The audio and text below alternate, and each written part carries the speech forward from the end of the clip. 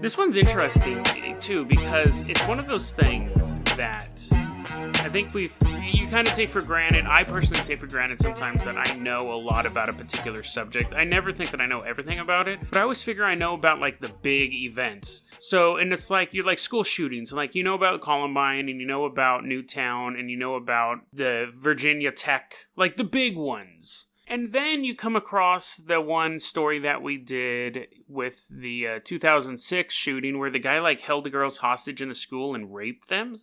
I'm like, how did I not know of this story? Like, it seems like something that should be totally out there. That's how I feel about this next story as well. It's about a cult back in the 80s and 90s. It was in Uganda, so you could be like, okay, that's kind of excusable. You don't live there. It makes sense that you don't really know about this cult. But again, when I was reading about it, I kept going like, how have I never heard of this before? They're a group called, or was called, spoiler alert, the Movement for the Restoration of the Ten Commandments of God. It was basically, it was a breakaway from the Roman Catholics. So at the time, there were these three different people. They were having visions of Virgin Mary and God coming to them and saying, you know, you need to restore my word. You need to restore my faith in your people.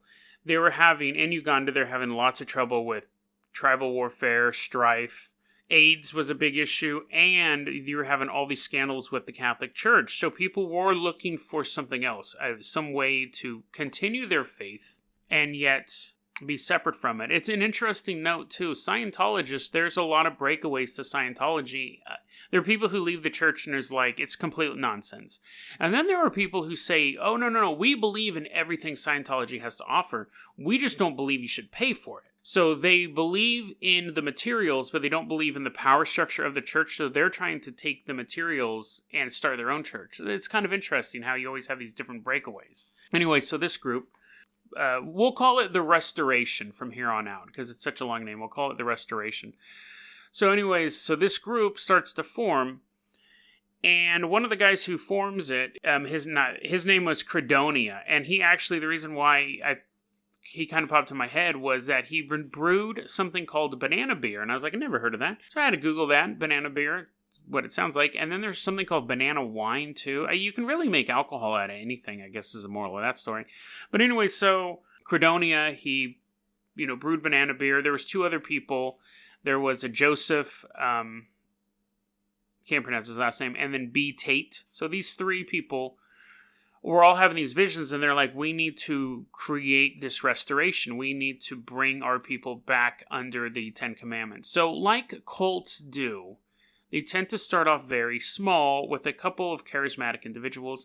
And these people begin preaching this message that we are going back to the core root, the uncorrupted version of God's message, which is the Ten Commandments. These are the 10 rules that God gave Moses. They're ready to go. Like, there's not really much room for interpretation in them. We're going to do this.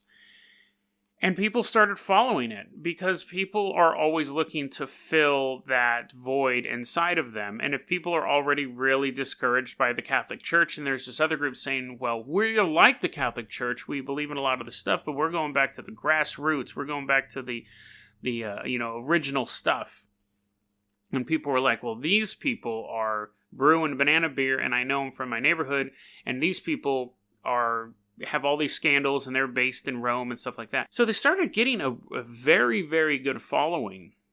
Their thing was that you had to follow the commandments, to the point that just at certain points, talking was discouraged.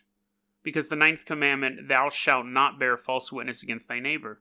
And it said on some days communication was only conducted in sign language. People fasted. They had special days where you could only eat one meal. See, and I think at a certain point, these three people, they may have originally thought, hey, we're actually getting this communication from God. But then you start to see the tactics that cults use to control people. So first, they could have a genuine, we need to help people. But then restricting diet, restricting communication, restricting travel, restricting thought. Those are all signs of a cult. Like a bad cult. Like you can go to Catholic Church and they say, well, you can only eat fish on Friday. That's a lot different than saying you can only eat one meal a day. When you control what people are eating, when you're controlling, like limiting what they're eating, I guess you should say, it helps break people down so you can build them back up. So, of course, this cult, the Restoration, starts gathering people from all over Uganda. They're all moving out to a communal place, which, again, it gets a little risky if you know your cult history. They were taught to read this text, and it was apocalyptic text. And the text was saying, on December 31st, 1999, the world was going to end. So you come out to our banana farm, you hang out, you sell all your stuff, donate all your money to the church. Again, these are all warning signs that people outside of cults see. But when you're in the cult, you're like, man, no, all the things I've ever worried about have been answered. Like, all the questions I've ever have been answered. So I don't need my worldly money anymore. And I don't need to eat all day on Friday or whatever. I don't need to talk without using sign language every other Tuesday. So that's how the cult kind of preys on them. And so this goes on and on. Now, the thing is like, a lot of times, fear is a main motivator. Fear and despair are main motivators of joining cults. Like, you're sad, you don't have any friends, cult gets you, or you're fearful of the future. So if the future is clear, you don't have to be afraid anymore. If you can say for certain that the world is going to end on February 14th, I don't know why I picked that. That's Valentine's Day, right? I hope that was just kind of whoa, that's kind of creepy. If you say the world's going to end on December 31st, then you don't have anything to fear. You don't have to fear about getting old or getting cancer or watching your kids die or anything like that, because the world's going to end. So you take away that fear. But of course, we know, as rational people, as all of the family members of these people who've got involved in this cult, and the family members are talking to their priests and their government officials saying, hey, my cousin went to this banana farm and he's talking about the end of the world and stuff like that. They know that this is all fake, but the people in the cult don't. Of course, they will when December 31st passes and nothing happens. And of course, that's what happened. So December 31st, 1999 rolls around, nothing happens. Now, of course, people have donated tons of money, people have sold land, people have given deeds over to this church, and it's really run by these three people. The Credona, the Joseph, and the B. There's, I believe, two other people that are kind of involved in it on the after end, but it was mainly those three. No, there was 5 leaders. Yeah, by the end, there was 5 different leaders. So they had some additional leaders. I believe they were like defrocked priests, because you started getting actual like priests and nuns leaving the Catholic Church to join this thing. It got quite big. About 5,000 people in 1997. But anyway, so they're taking in all this money. They got all these people. They're getting land. People are like, yay, we know, why do I need money? We'll just give it to this church because the world's going to end. Well, 1999 comes and goes. And people go, whoa, wait a second. Like, I thought the world was supposed to end yesterday. And the leaders are like, what do you do in that situation? Well, you set another date. And that's generally what you see. You see with Harold Camping. There 2 things happened. With 2012, the people who made all their money saying 2012 was the end of the world, they said, oh, no. I never said it was the end of the world. I said it was the start of the end of the world. Just the start. Give it another 7 years. That's a common trick. The other trick is to go, I must have got my math wrong. I must have gotten the vision wrong. The date is actually further out. Now, the thing is they can't put the date too far out, because then you lose followers, and then you're going to have this huge lull until you get close. It's always just a couple months out. If you said the world's going to end 100 years, nobody cares. If you said the world's going to end at the end of the year, people who are fearful are going to care. And then the end of the year comes, and you just can't say, oh no, it's going to be 10 years from now. You have to just move it ahead. So these guys had a plan. They go, okay, we got caught. Either we were scamming them on purpose, or our visions were wrong. But we have to do something. So they said, we have a new vision. On March 17th, 2000, so only 3 months later, the world will end. The world will end, and you know what? We're going to have a party to celebrate it.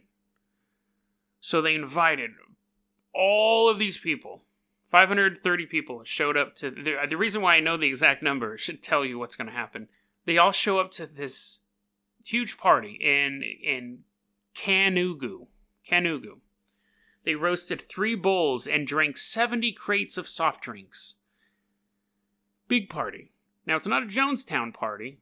Now, see, this was one thing about the cult. They never talked about mass suicide. It was never this whole, like, the world's going to end and we're all going to drink the Kool-Aid or we're going to have this ritual suicide or anything like that.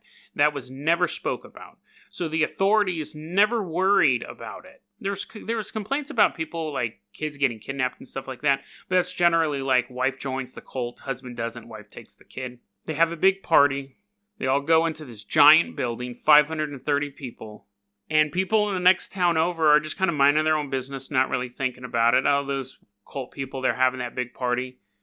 All of a sudden, massive explosion. All 530 people in the building dead. Burned alive. Investigators, when they finally get there, fire crews and stuff like that, the windows are boarded up, the doors are shuttered. 530 people, including dozens of children, burned alive, blown to pieces. And the leadership of the church was in there, so they're dead. And then the investigators were like, well, it must have been mass suicide. There must have been, again, we didn't know it, but it was some cult. They went out and they started investigating the properties of the leaders.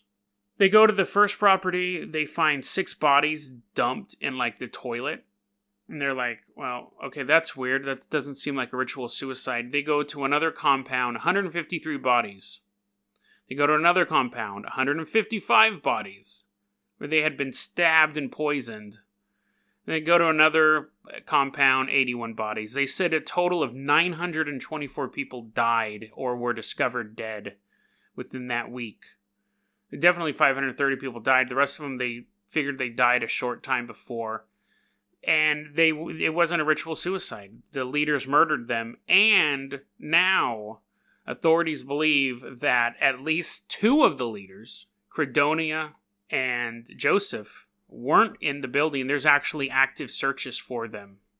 They have international warrants for them. They believe the leaders, those 2 guys who founded the church, blew everybody up because they wanted their money and they were complaining that the world hadn't ended. And then first off, murdered a bunch of people that weekend and left their bodies at different compounds. And then went to the big compound, invited everyone in there, sealed the doors shut, and blew the place to pieces, burned everyone alive. Brutal stuff. That's a huge body count for a cult, and that's why I was surprised I never heard of it. I mean, that's nearly 1,000 people in a weekend, and it's not suicide. It was these guys murdered these people. That was a clip from our daily podcast, Dead Rabbit Radio. Dead Rabbit Radio is available anywhere that you listen to podcasts. It's daily paranormal, conspiracy, and true crime news. If you want to hear the full episode that this clip came from, check the link below. Please like and subscribe. And hit that little bell, too. That does some magical stuff. Thanks, guys.